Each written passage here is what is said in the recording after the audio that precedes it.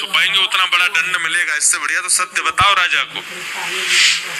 सब ब्राह्मण बोले देखो राजन, गलती मानवों से हो ही जाती है। राजा बोले क्या गलती होगी हमें बताइए ना। बोले कल रोज यज्ञ नारायण के लिए खीर प्रसादी आती है और उसकी आहुति यज्ञ में डाली जाती है, परंतु हमारे साथ छोटे छोटे विप्र ब्राह्मण भी हैं, बटुक ब्राह्मण हैं, ये सब लोग यज्ञ की विधि सीखने के लिए साथ में आए हैं। कल इन लोगों से थोड़ा अपराध बन गया, वो यज्ञ नारायण के लिए जो प्रसादी खीर आई उसमें से इन लोगों ने थोड़ा ग्रास पा लिया। अब फिर हमको लगा कि जब छोटा हो ही गया यज्ञ नारायण को पधराना ही नहीं है, ये कथा जरूर सुने। इस कथा में महाराज जी ने बताया है कि अश्वत्थामा ने द्रौपदी के 5 पुत्रों की मृत्यु की, उसके पश्चात श्री कृष्ण ने अपना नाम द्रौपदी को दिया। श्री कृष्ण ने कहा द्रौपदी को वक्त यज्ञ विश्राम कर दीजिए, पूर्णाहुति कर दो अभी। ब्राह्मण बोले ऐसा मत करो, नहीं नहीं हम बहुत अच्छे से करेंगे, हम एक यज्ञ अपनी तरफ से कर देंगे, आपका कोई खर्चा नहीं होगा, आप नाराज मत हो। बोले हम बिल्कुल नाराज नहीं है, पर हम कह रहे हैं अभी इसी वक्त यज्ञ विश्राम कर दो। अरे अभी तो राजन 5 दिन का यज्ञ बचा। बोले नहीं 5 दिन आप रहो यहीं पे, 5 दिन यज्ञ नहीं होगा, 5 दिन केवल आप लोग प्रसाद पाओ, प्रसाद वाला यज्ञ ही करो। सुबह उठ के नाश्ता पाओ, दोपहर में भोजन पाओ, रात्रि में प्रसाद पाके सो जाओ। कोई यज्ञ नहीं, केवल प्रसाद पानी रुकी हमारे राजमहल में। ब्राह्मण बोले आप नाराज हो गए हमसे। बोले बिल्कुल नाराज नहीं है, हम अपनी बात बता रहे हैं।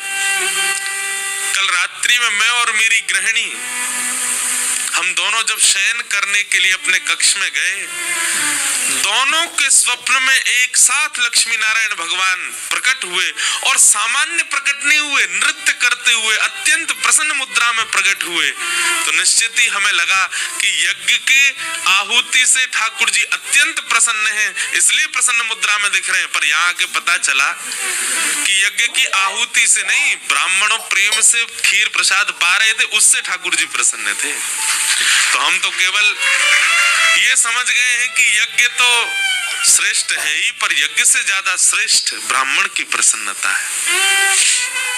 आज लोग इस बात को नहीं जान पा रहे हैं। इतने विवाह हो रहे हैं, रुक ही नहीं पा रहे, टिक ही नहीं पा रहे, निभा ही नहीं पा रहे, टूट जा रहे हैं। रेशियो बढ़ता ही जा रहा है हर वर्ष।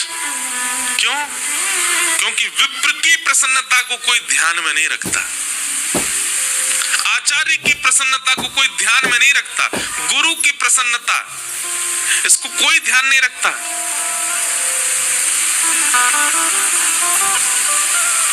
आप कितनी भी श्रेष्ठ कथाएं करा लीजिए, कितनी भी भव्य दिव्य कथाएं करा लीजिए, पर क्षमा कीजिए, हम वैसे तो छोटे बालक ही हैं, कोई बड़ी बात नहीं कर रहे हैं, पर जितनी देर मंच पर बैठे उतनी देर तो व्यास है। 3 घंटा ही व्यास मान लो बस हमको, उसके बाद कुछ भी मानो। अगर आचार्य प्रसन्न नहीं है, वक्ता प्रसन्न नहीं है, वैष्णव प्रसन्न नहीं है, ऐसे ज्ञान यज्ञ का कोई लाभ नहीं होगा, चाहे कितनी व्यवस्थाएं कर ली हो। तो आपका जो ये प्रश्न है कि जब सुखदेव जी ने महादेव जी से कथा सुन ही ली थी, तो फिर उनको निर्गुण निराकार ब्रह्म की उपासना क्यों करनी पड़ी, सगुण साकार के लिए उनको फिर से कथा क्यों सुननी पड़ी, एक कथा में उनका उद्धार क्यों नहीं हुआ? क्योंकि आचार्य प्रसन्न नहीं थे।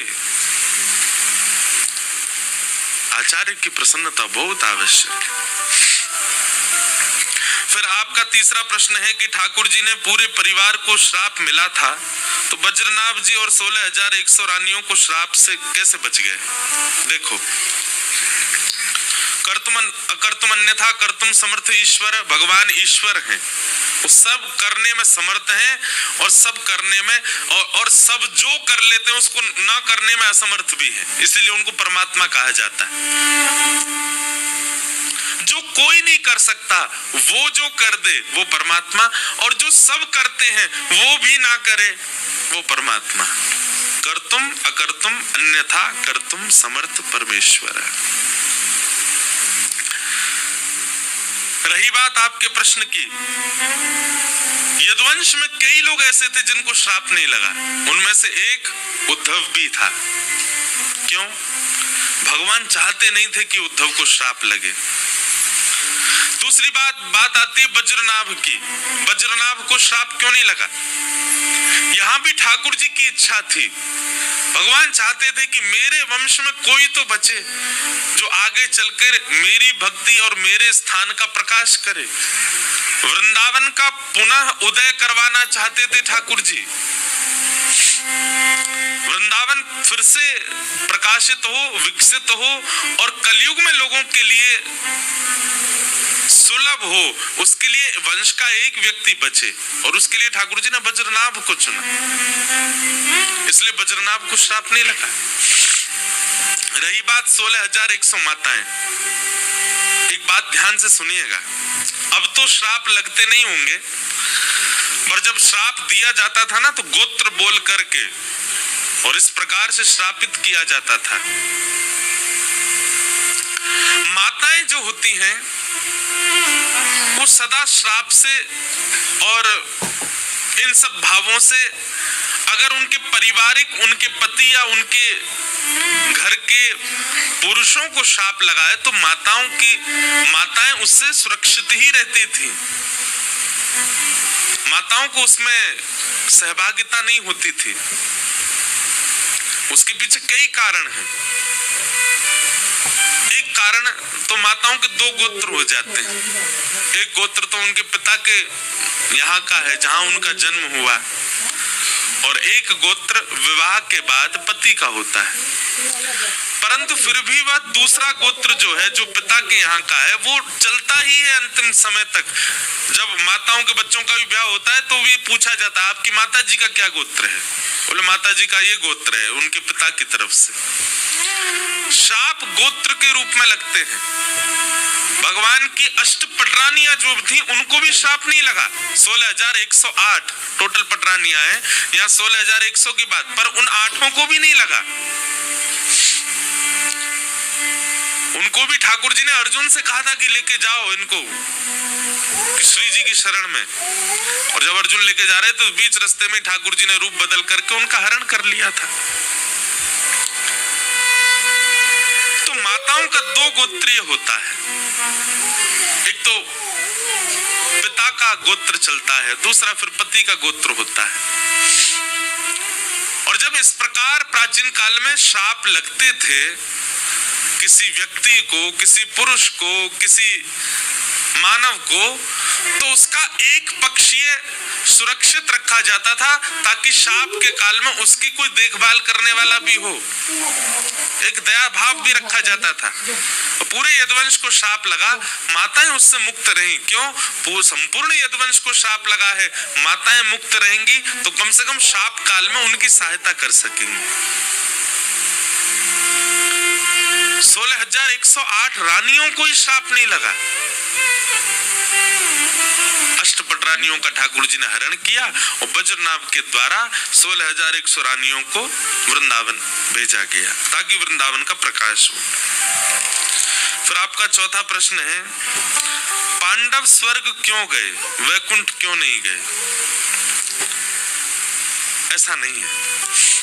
पांडव पहले स्वर्ग भी गए हैं और अपने कर्मानुसार उनको नरक का दर्शन भी करना पड़ा। एक क्षण के लिए भगवत स्मृति, भगवत भाव, भगवत संग वैकुंठ प्राप्ति कराता है। पर मैंने पहले भी कहा है कि महाभारत, रामायण, भागवत, गीता आदियों में कई लीलाएं हम मानवों को समझाने के लिए की जाती हैं।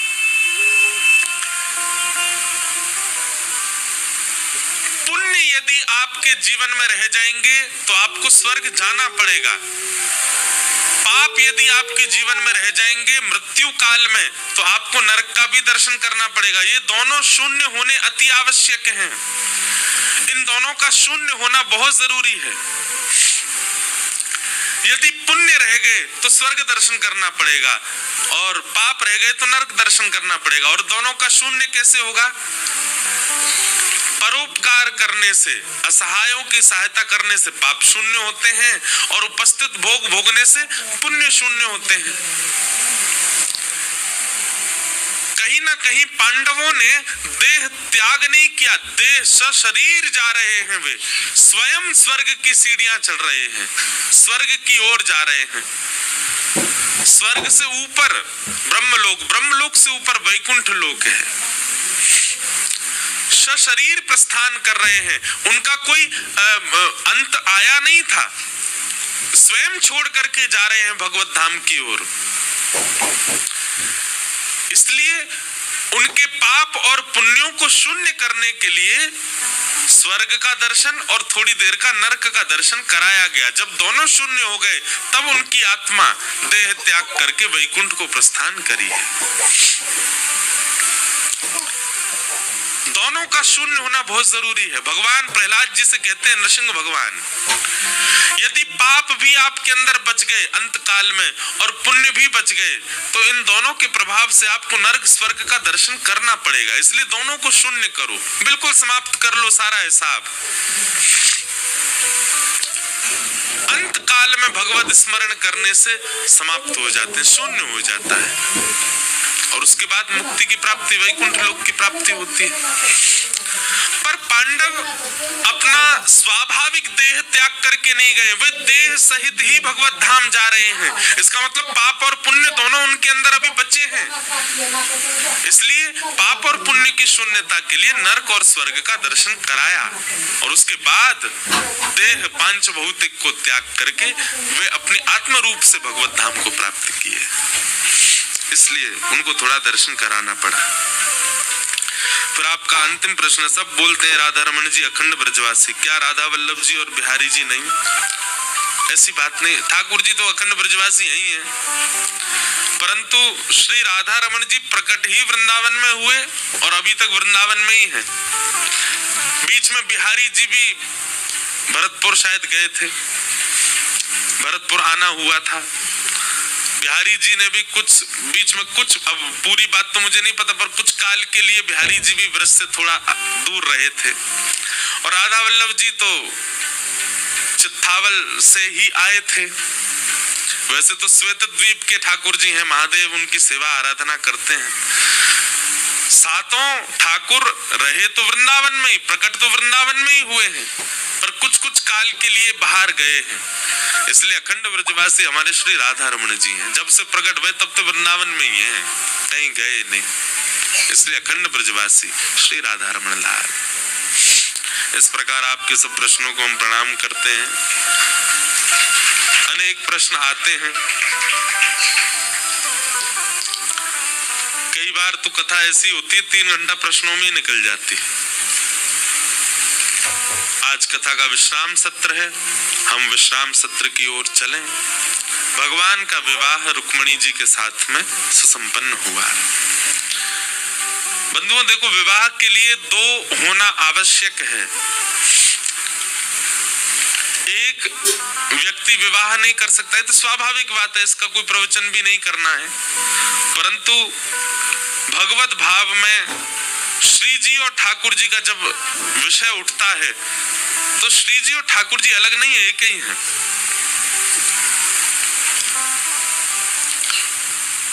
एक प्राण 2 देही, प्राण दोनों के एक ही हैं, देह 2 विलग हैं। लेकिन रुक्मिणी जी के तो प्राण भी अलग हैं, इसलिए विवाह विलग से होता है, एक से नहीं होता। हाँ, वृंदावन भाव में प्रवेश करोगे तो वहां के भाव में तो श्री जी और ठाकुर जी ही हैं, परंतु जब सामाजिक भाव में, व्यवहारिक भाव में और सार्वभौम भाव में आप कथा में प्रवेश करोगे तो ठाकुर जी का विवाह रुक्मिणी जी से हुआ, विलग से हुआ, अपने से अलग से हुआ। रुक्मिणी लक्ष्मी है, ठाकुर जी नारायण है। भगवान का विवाह लक्ष्मी के साथ में होता है। रुक्मिणी जी के साथ में ठाकुर जी का प्रथम विवाह। दूसरा विवाह ठाकुर जी का हुआ जामवंत की पुत्री जामवती के साथ।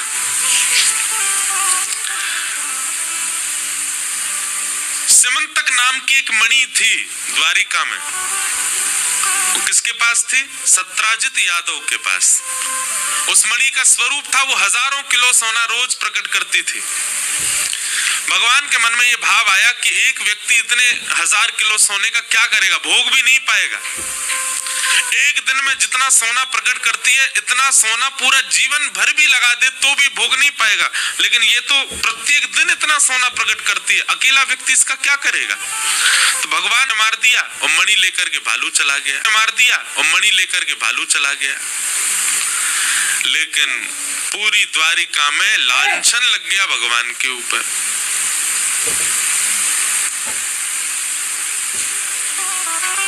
सब द्वारिका के लोग बोले, द्वारिकाधीश कृष्ण मणि मांगने के लिए गए थे प्रसेन के पास और प्रसेन ने देने से मना किया, तो द्वारिकाधीश ने ही सत्राजित के भाई प्रसेन को बंदी बना के मणि अपने पास ही रख ली होगी। ऐसा कभी कभी होता है ना कि आप कुछ गलत नहीं कर रहे थे, आपने केवल उस बात की चर्चा की करके कोई और चला गया, तो लोगों को ये शंका हो जाती है वो बात भी यही कर रहा था, किया भी इसी नहीं होगा। ऐसा कभी कभी जीवन में घट जाती है घटना।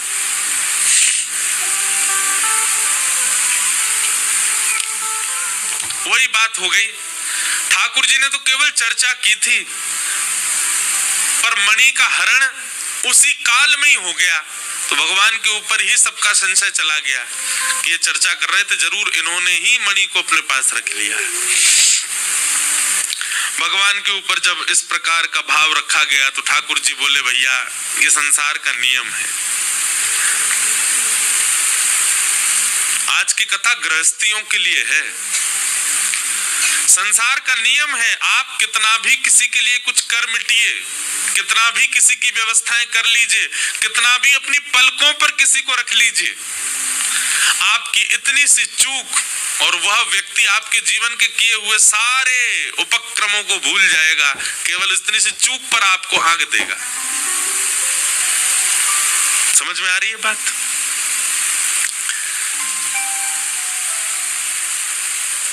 किसी के लिए कुछ भी कर लो आप, पर आपसे जरा सी चूक हुई, वो व्यक्ति तुरंत आपको उस चूक का ही मुखिया मान लेगा।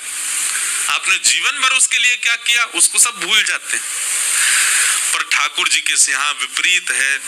ठाकुर जी के यहाँ विपरीत क्यों है? ठाकुर जी का स्वभाव क्या है? जीवन भर आपने गलत क्या किया इसको ठाकुर जी नजरअंदाज कर देते हैं, पर पूरे जीवन में एक बार आपने क्या अच्छा किया ठाकुर जी याद रखते हैं। सोचो, विचार करो, आप अपने पूरे जीवन में गंगा स्नान कितनी बार किए? व्यक्ति जो बाहर दूर दराज देशों में रहते हैं या दूर शहरों में रहते हैं, वो गंगा जी स्नान करने, बहुत कम ऐसे लोग होंगे जो हर वर्ष आते हों। साल में एक बार, 2 साल में, 4 साल में, 10 साल में, अगर पूरे जीवन का आकलन लगा दे तो व्यक्ति ज्यादा से ज्यादा 50 बार गंगा जी आया होगा, पर 50 बार का उसको फल मिलता है। और संसार उतना ही उल्टा है। आपने 50 बार अच्छा क्या किया इसको कोई याद नहीं रखेगा, पर एक बार गलती क्या करी थी वो जीवन भर याद रखेंगे सब लोग। व्यक्ति की मृत्यु हो जाती है, सब यात्रा जा रही है, राम नाम सत्य है, सब लोग प्रशंसा करते हैं, अरे बहुत भला आदमी था, बहुत बढ़िया था, बहुत अच्छा था, इसने सबका भला ही किया। मृत्यु के समय सब प्रशंसा ही करते हैं, पर उस प्रशंसा में भी एक आध बार एक आध लोग कह देते हैं वो सब तो ठीक है, पर इसने अपनी पत्नी के साथ अच्छा नहीं किया, इसने अपने बच्चों के साथ अच्छा नहीं किया, पड़ोसी से बहुत झगड़ता था ये, उसका सारा हक मार लिया इसने। पर ठाकुर जी के यहाँ विपरीत चलता है। आपके पूरे जीवन में 50 बार किए गए अच्छे कर्म ठाकुर जी याद रखते हैं, बुरे कर्मों को नजरअंदाज करते हैं। मैं कभी कभी कहता हूँ ठाकुर जी जैसा स्वभाव हमारा कभी बन जाए ना, तो निश्चित है उस स्वभाव से ही भगवत प्राप्ति हो जाएगी। मानव की दृष्टि कैसी होती है, मानव के नेत्र कैसे होते हैं, वो कुभावों को बहुत जल्दी कैप्चर करता है, बहुत जल्दी बुराइयां देख लेता है। राधे राधे प्यारे भक्तों, कैसी लगी आपको इंद्रेश महाराज जी की ये कथा? यदि आप चैनल पर नए हैं तो चैनल को सब्सक्राइब करें और वीडियो को लाइक करें सत्संग की वीडियो देखने के लिए।